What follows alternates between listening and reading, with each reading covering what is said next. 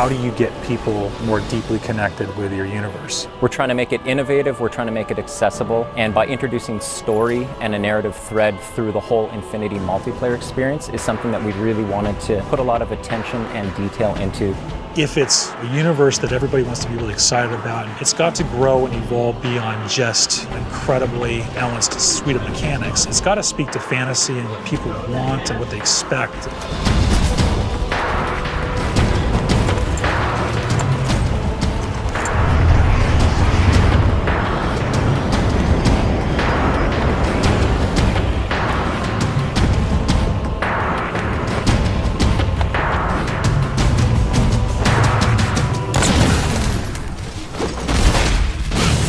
Something we really wanted to do with Halo 4 was to bring a new perspective to Halo multiplayer.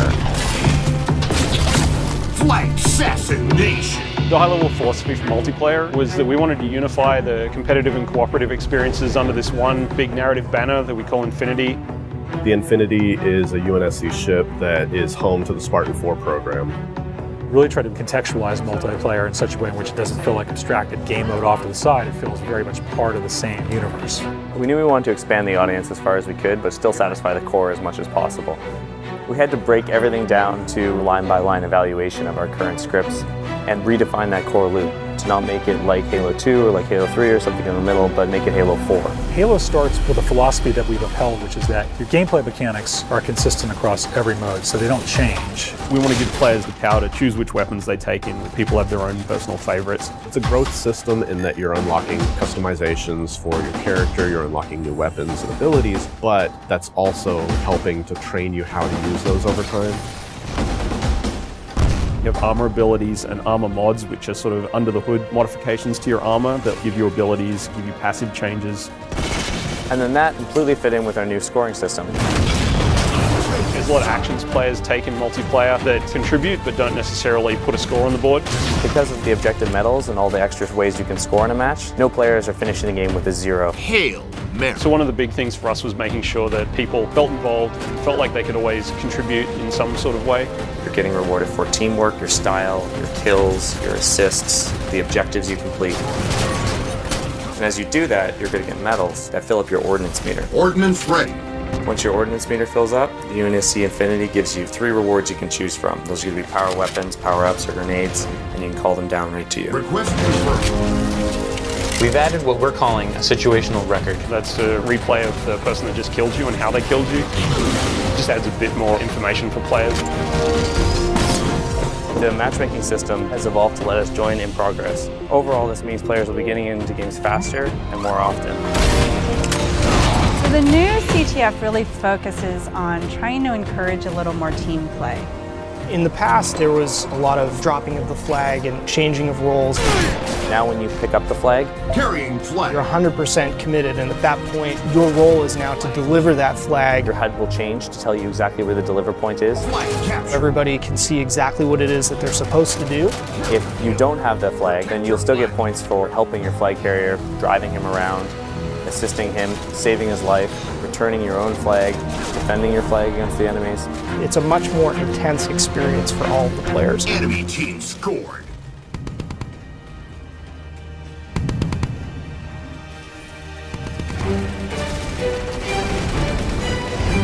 Probably the biggest focal change is that we're trying to build more vehicle-friendly maps, and then to go with that, we've got a new mode called Dominion. Dominion is everything we loved about big team battle mixed with objective-based gameplay. You have lots of vehicles, big power weapons, large maps, but now there's bases. As you reinforce the bases, then shields will come up, or you'll be able to activate turrets to kind of reinforce those locations. It's kind of like territories, but with a little bit more of a twist. Territory control. One of the biggest challenges was trying to get vehicle and infantry play to work really well on a large map that had a lot of interior space. In Longbow, for example, all the bases in Dominion are fully thought out features in the map, and that really lets you get that break-in and defend gameplay. The idea was to try and make sure that if the team started here or here, the paths that they could take in between involved great pinch points, places where the vehicles would automatically run into each other and jump over each other.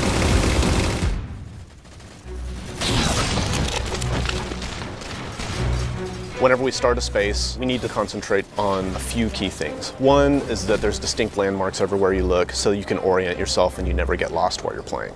Two is that whenever you're moving from location to location, if you're jumping across a gap, that none of those jumps feel frustrating. So for instance, floods are a replacement for infection and players have higher jump height.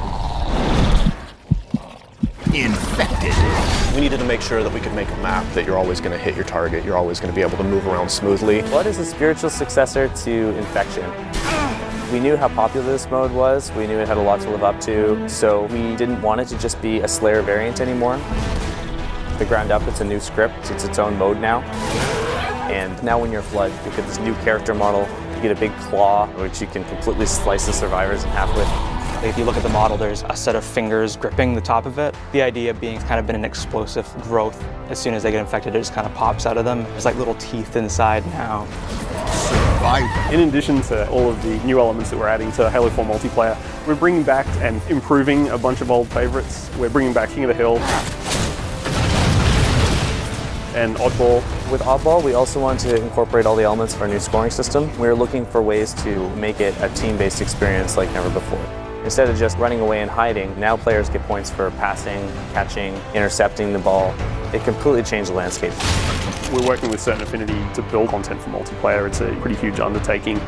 Certain Affinity's been a great partner to 343 for many years. They worked with us on the Defiant map pack and Halo Anniversary. For Halo 4, they helped us with a bunch of multiplayer and Forge maps. And one of those maps will have a Grifball court in it. Gain the lead. Forge is our toolset that allows players to customize their own levels. So we give multiple spaces that each have unique components that you can kind of mix and match to make your own layouts. We felt like a previous permutation of Forge wasn't necessarily the most accessible. The biggest thing for us was trying to increase the speed at which you can build things. We have a lot of new components. First is a magnet system, which makes it easier to line up pieces to each other. You see these little guys over here. These are hand-placed magnet points. Based on these points, you toggle it in the game and you can actually snap pieces together. Another thing that we have is the duplicate object tool. So if someone has a crazy idea, you can just place something. Oh, I have a mongoose. I can make 6 more of those. Whenever you exit your editing mode, you'll end up seeing shadows cast on the pieces that you placed. I can place a block sort of anywhere I want, and they'll just sit there. There'll be no shadow on the ground. It'll look kind of like it's floating, even though it's actually quite close to the ground. But then if I turn the lighting on, boom, you instantly get a shadow there. There's going to be things out there where we just end up scratching our heads being like, how did someone do that?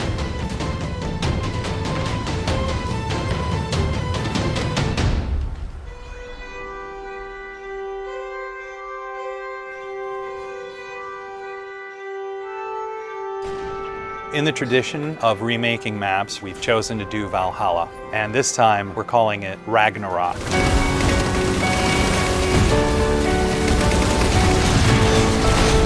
It is almost identical to the original layout of Valhalla.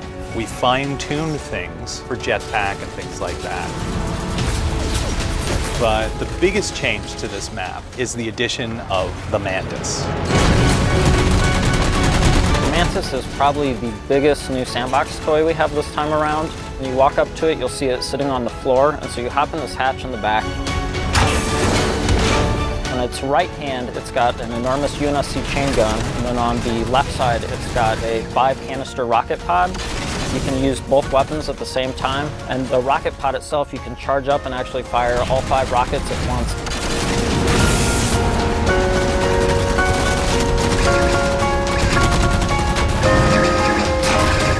The other thing that's really sweet with it is it has a melee stomp.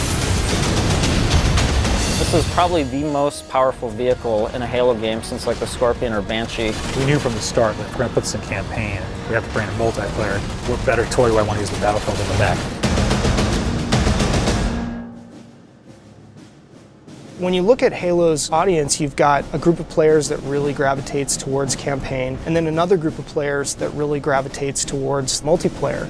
The idea of knitting together the narrative and this gameplay experience was the genesis of where Spartan Ops came from. The narrative thread through Spartan Ops is absolutely huge. 6 months after the events of campaign are over, the crew of the Infinity is going down to investigate Requiem. Some of the old hands here know what you're in for. The rest of you, you're due an education. Each week you have a new episode of the series that's continuing to tell this evolving story. And then you have these 5 missions that tie directly to that episode. And actually, in some cases, you have a direct impact on what's happening in the next week's episode. Don't relax yet. You've got more hostiles headed your way. There are both creative challenges and production challenges. One is it's just a huge amount of content. We have, 50 missions that we're developing over the 10 weeks of the Spartan Ops season. We only have this much space, we only have this much RAM, we only have this much bandwidth. So we had to do a lot of technical trickery so that everything that we wanted to accomplish was able to happen. We want you to feel invested as part of the story. We wanted players to feel like they're accomplishing something. You rise up through the ranks, and once you get up to 50, we have what are called specializations. Specializations are kind of the end game for your Spartan career. Each specialization has an armor set, a bunch of emblems, an armor skin, and probably the biggest thing is that you can also unlock an extra armor mod. You can actually have a little gameplay item. Are you a vehicle guy? Are you a sniper? Are you someone who wants to level up faster? We actually have a mod that lets you earn XP a bit faster. It's more about specializing how you play at that point rather than the core gameplay mechanics being modified. So all the choices that you're making carries into the Spartan Ops experience. I'm going to tune in every week. We'll experience the story together for the first time as friends, and then we'll go play together as friends. And so this sort of new version of the water cooler. Spartan Ops will be one of those pinnacle moments for us in the franchise of creating new expectations for gamers and really delighting people with just great new functionality.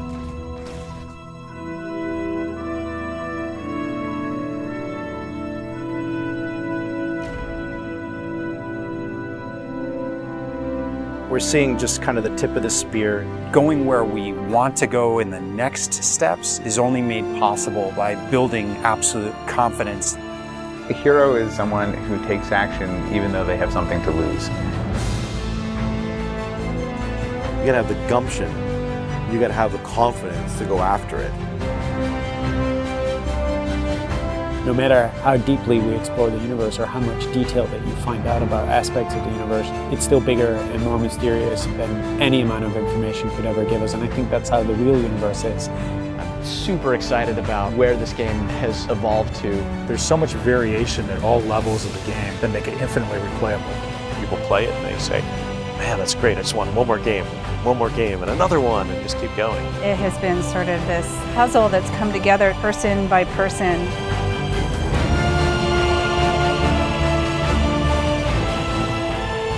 To me, that's the most fun thing, is seeing people play it, enjoy it, and have fun. And it just started with that single spark, that single sentence from one designer to another.